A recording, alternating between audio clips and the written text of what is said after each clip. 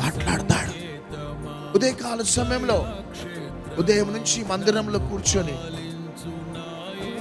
ప్రార్థన చేసుకుంటున్నా 2:30కి మధ్యాహ్నం 2:30కి ప్రార్థన చేస్తూ అలా కళ్ళు మూసుకోగానే హోసన్న జాన్ వెస్లీ గారు నా దర్శనంలో వచ్చిన. Is a great leader, is a loving leader. Hosanna John Wesley గారు నా దర్శనంలోకి వచ్చి అన్నా నన్ను పిలిచిన. ఏంటిది నాన్న అంటే, అన్నా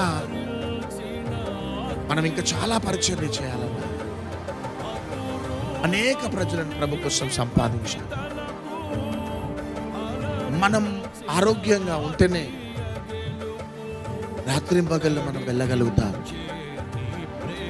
మన ఆరోగ్యాన్ని కాపాడుకుందామన్నా అనేసి అంటారు.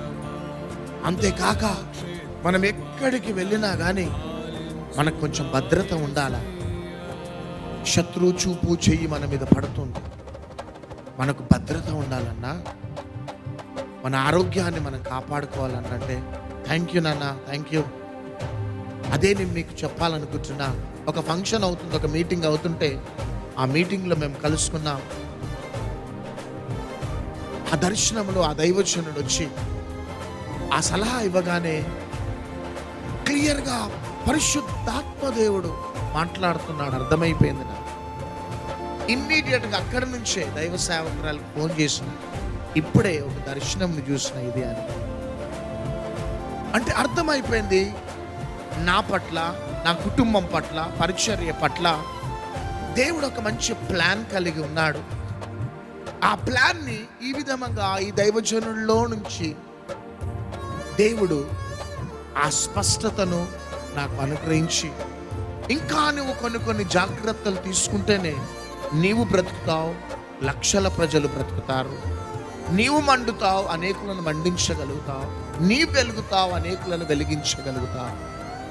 రియల్లీ మా వ్యక్తిగత జీవితంలో చెప్పాలనుకుంటే చాలా ఉన్నాయి చెప్పటానికి.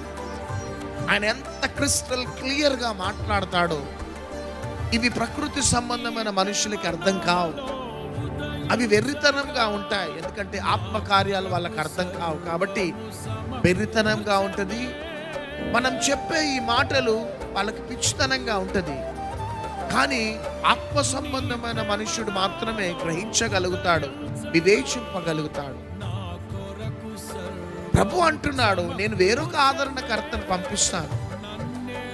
ఆయన మీలో ఉంటాడు, మీతో ఉంటాడు.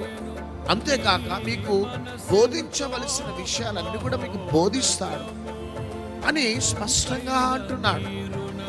కాబట్టి పరిశుద్ధాత్మ దేవుడు మనకు అందుబాటులో ఉన్నాడు, మనకు సలహాలు ఇవ్వటానికి, మన కన్ఫ్యూషన్స్ తొలగించడానికి ఆయన అందుబాటులో ఉన్నాడు. కానీ మనం చేసే పొరపాటు ఏంటిదంటే ఆయనకు అవకాశం ఇవ్వటంలే, ఆయనతో మాట్లాడటంలే.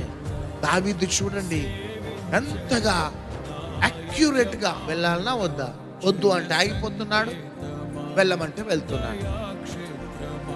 కానీ నువ్వు వెళ్ళు, కానీ ఈ పద్ధతిలో వెళ్ళు అనేసి స్పెసిఫిక్ ఇన్స్ట్రక్షన్స్ని తీసుకుంటున్నాడు.